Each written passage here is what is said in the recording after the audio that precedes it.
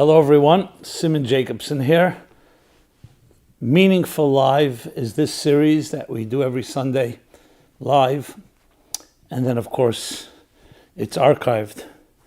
I thought it appropriate to speak about something that happened 20 years ago, yesterday. 9/11, all over again. Most of us old enough to remember 20 years exactly where we were 20 years ago. That morning when I was in New York, when the two planes flew into the Twin Towers and the other plane that crashed in Pennsylvania, as well as the one that came close to the Pentagon. And it was a life-shattering, a life-changing event in so many different ways. So thank God, ever since, there has not been another terrorist attack, at least on not that scale, on the mainland USA. Many things were implemented, many changes took place. But above all, there were also fundamental changes to our own mindset. That was the first time that the Middle East was essentially brought to the shores of this country, especially New York. And yes, we rebuilt and became stronger in the process. But it's uncanny and very eerie in a way when we look 20 years later. So it's true, we are not under attack by any terrorists, thank God. But at the same time, just as the structures crumbled then, we have crumbling structures as well now. Besides the physical structures like in Surfside, the Miron tragedy that happened last May in Lag BaOmer in Israel, and other similar events, there's also a crumbling of infrastructures, political polarization, the COVID upheavals and disruptions, and all that's coming with it, where we have very little trust today in the media and in others, in the medical institutions. I mean, look at just the debates raging about the vaccine, about masks, about all the different regulations. So we have our own undermined structures that are being undermined and crumbling right before our eyes. And though the comparison is not similar, deaths happened then and deaths happen now. There it was a terrorist attack, and it was in a very direct and blatant way. But I'm talking about mostly how it affects us. So when you think about it, and you say 20 years have passed, what has really changed? And what can we learn from the experience? There's no question when crisis happens, trauma, attacks, there's a certain surge of unity, I would say even a spiritual awakening that took place then, and in many ways taking place now. Indeed, why do we have to wait for something negative like that to happen before we wake up? Well, there are many ways to analyze it. The most basic level, you can say, is we live superficial lives on a surface level. When we're comfortable, we don't need to dig deeper. And this isn't a critique, it's human nature. Comfort creates apathy. As soon as there's a challenge, in the case an attack on our country, attack on New York, attack on Washington, it elicits something that's deeper, and we recognize that our values are deeper than just the superficial life and material life that separates us. In a way, spirituality unites, materialism divides. Well, I can say that during COVID, especially when we go back to the beginning of 2020, and even till this day, a similar thing took place. That as people's outer lives became disrupted and destabilized, we're talking about school, work, travel, vacation plans. I mean, there's no sector of life that has not been in some way impacted. So there's also been an upsurge of a certain search for the spiritual, for the meaning, for deeper purpose. For others, it's also thrown them the other direction, brought out the worst in people, the fears, the insecurities, the uncertainties that are before us. But I like to look at things in context. 9/11, I wrote about a lot back then, 20 years ago. I saw it as literally a watershed moment that on one hand was definitely an attack, but also an opportunity to look at life in new ways. The whole battles between what we call the Judeo-Christian Muslim battles that go back thousands of years all came to the fore. I can tell you, as a speaker, as a writer, Never was there so much interest in the biblical archetypes of the battles that took place in Abraham's tent. We're talking about 3,800 years ago, between his two sons, Yishmael, the progenitor and ancestor of the Arab Muslim world, Isaac, the ancestor of the Jewish world, and then the battles in the next generation, Isaac's twins, Jacob and Esau. Jacob, again, the ancestor of the Jewish people, Esau, whose grandchild would be Rome, named Rome, Agdiel, which is Rome, the Roman Western Christian world, all began 3,800 years ago. And I wrote about this at length. You can check it out. You even still have a 9/11 section. I just looked at it, and it's uncanny again how relevant it is. So it's true, our challenges right now are not necessarily Middle Eastern challenge. It's not about the confrontation between nations or empires that has marked so much of our history. But nevertheless, internally, and especially when you talk about the mystical perspective, the Kabbalistic perspective, you have the idea of that within each one of us, we have all these archetypes. So when we have any conflicts and any type of disturbance and dissonance, it goes back to the same ideas. The question is only if it's on a macrocosmic, empirical, and essentially national or global level, or is it on a microcosmic internal level? For example, these three characters I just described all represent different ways of dealing with our ability to balance in our own emotional psyches, the idea of giving and the idea of discipline. When you have too much discipline, it becomes aggression and even violent, battle-like, like a war. If you have too much giving and too much kindness, we can also create a loss of values altogether, where people don't have the discipline, the taming, the seasoning necessary. So really, this is a battle within each one of us. Like you see right now, people have opinions. Now, do we have a balance in our opinions? Are we capable of, for example, looking at saying, 1 second, do we have to be, everything's black and white? For me to be right, do you have to be wrong? Or can we learn from each other? Jacob represents Tiferet in that spiritual attribute, or you can say archetype, of harmony. Harmony means harmony within diversity.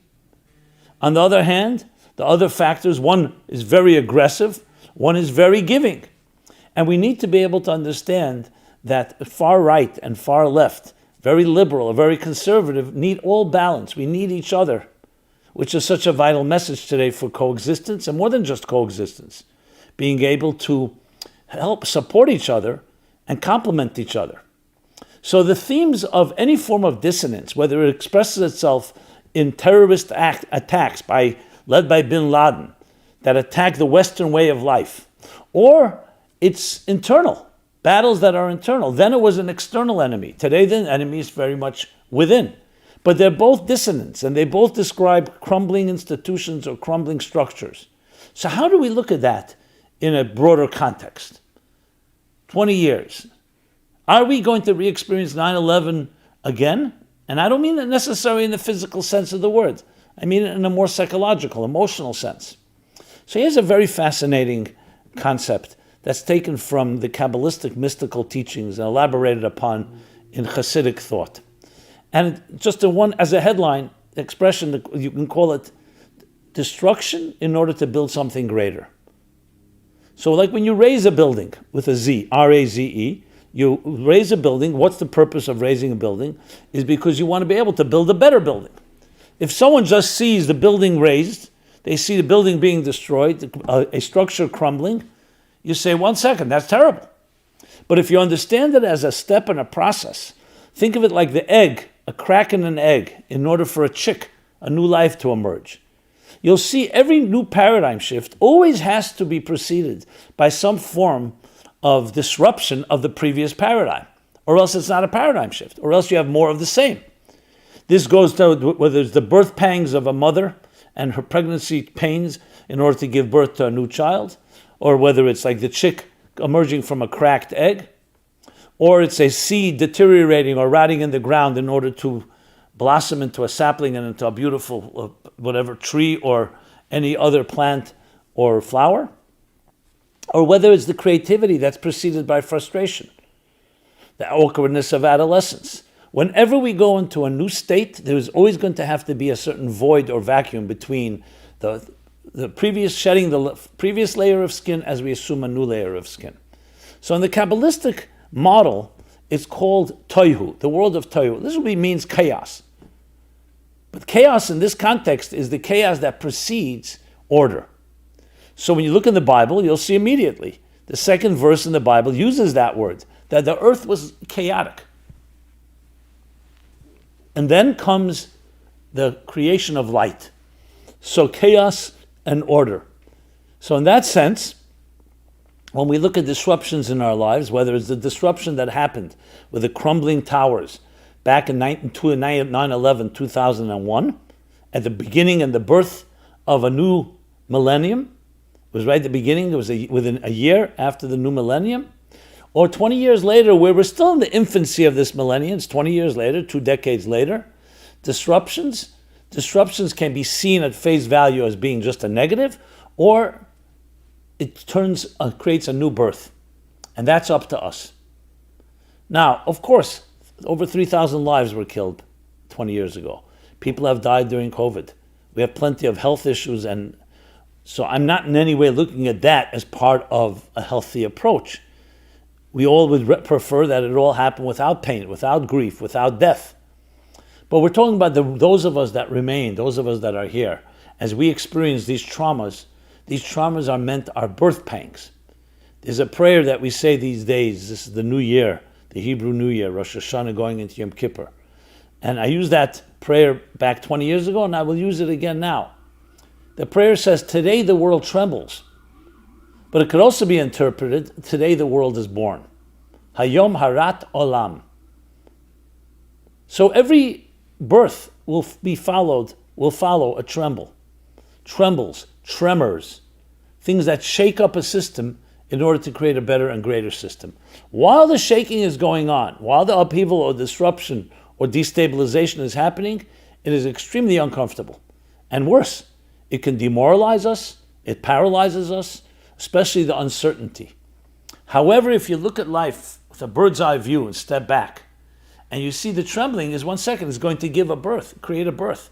And that birth is up to us to understand it. Because if we get trapped in the demoralized state of mind, then what happens is we become part of the problem.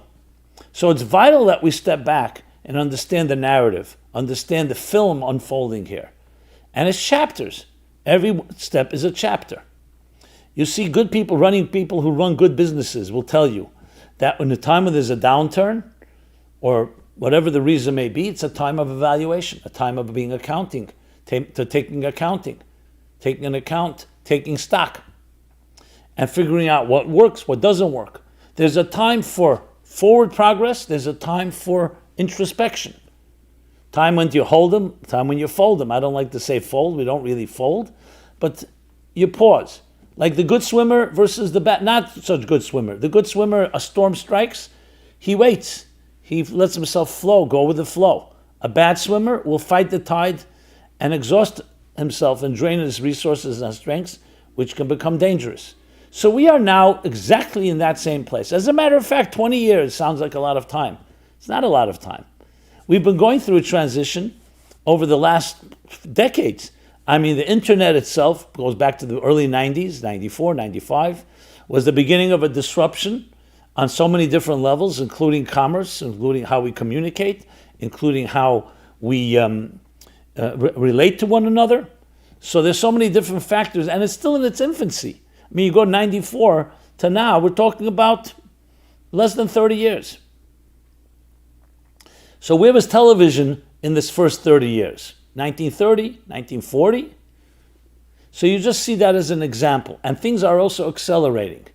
It is both a blessing and a gift and a responsibility to live in these times, because you don't often see those transitions. Sometimes, living in every generation, every decade, every year for that matter, has its disruptions. But on such a global scale, you don't see that every day. So many lessons that we can learn from 9/11, 2001, apply today in how we deal with the disruption. There's always going to be a certain surge, a certain connection. The question, will it last? I like to believe, and this is what I fight for in a good way, this is what I'm committed to and with every fiber of being, is to use this as an opportunity, a springboard for a really new spiritual revolution. That's how I see it. And I invite you to participate in that, to join with me, or do it on your own. But collectively, we can do more than we can do individually. We need to put our minds and hearts and souls together and understand this disruption in that context. Since COVID burst out on the scene back in March 2020, I should say, year of 2020, ironically, a year of vision 2020. Well, we didn't really have 2020 vision, but we can have 2020 vision if we look at the bigger picture. So since that happened, I've been producing program more than ever before. Firstly, I feel I've been trained for this moment, and then I see the receptivity and the necessity. And I'm not saying this, God forbid, to toot my horn in any way. Everybody's blessed with their clarity. I try to do my best. So we are now in a place where we have the opportunity, each one of you, each one of us, every one of us, the sphere of influence we have. We're only separated by how many degrees of separation? What do they say, 4 or 5? We have the capacity with technology, the pipelines are laid out to really create a ripple effect revolution that can infiltrate and pierce critical mass, that we understand that our real true lives are internal, spiritual, soulful. That's what technology is showing us. Our connection right now is not a physical one. I mean, it's a physical one. I'm speaking to you, but you can be millions of miles away, thousands of miles away, and we can communicate heartfelt things, soulful things. We have the ability to create a unity in unprecedented ways. My prayer and hope and passion is that we utilize this and don't let it die. That even when things, so speak, become more normalized, that we shouldn't forget. Not because we don't forget the pain, that we understand that the cracks were there to let the light in, as my good friend Leonard Cohen, our good friend Leonard Cohen would say. That the cracks are to allow a new birthing, your birthing, my birthing, as we stand at the beginning of a new Hebrew year, which is really a collective year for all people, of all races, of all religions, Jewish or not. It's a universal holiday because number one is the birth of the human race, birth. And it is also, as we go to Yom Kippur, the holiest day of the year, it's a day of hope, birth of hope, of forgiveness, of rebirth, of recreation, of renewal.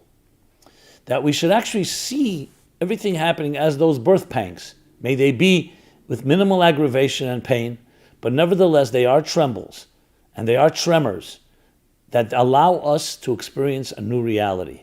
So literally, as the buildings fell down, I remember 2020 the year 9/11, 2001, standing on a rooftop in my community looking at the buildings. They were both smoking.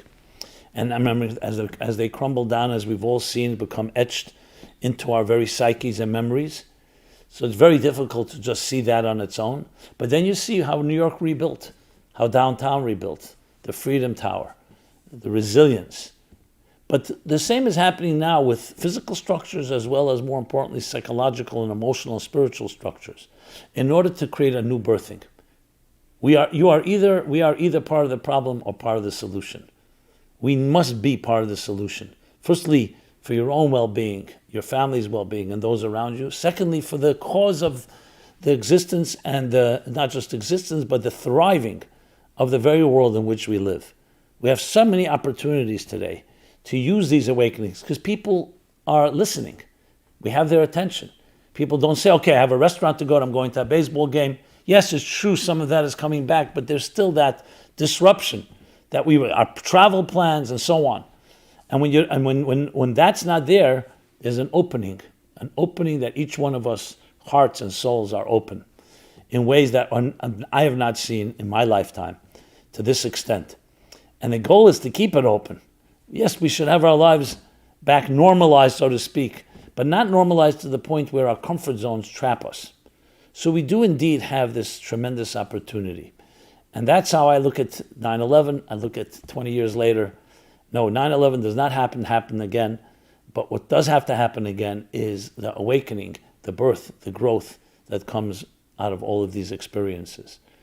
So with that said, it's truly an honor, as always, especially as a new year begins, to share with you a few words. And I really hope that these words can be inspiring. And I'd love to hear your inspiration, your sharing, your feedback, your thoughts, your suggestions. Every suggestion is worthwhile discussing. I would love to hear ideas. How can we really turn this into a global movement? Starting obviously with our own selves, our communities, our friends, the people around us, to see all these events and saying, what does it teach me? How does it serve as a catalyst for a new birthing in my own life, in my relationships, and with everyone around me?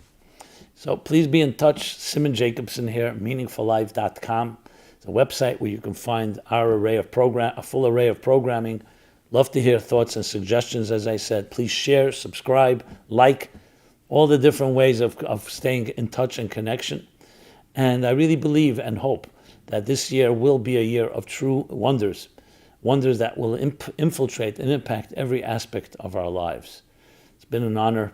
May we only experience joy and celebrations, least amount of pain and aggravation or grief, and anything that negative serve as the structures crumbling in order to create a far greater and better world, a better structure, a better life, better future.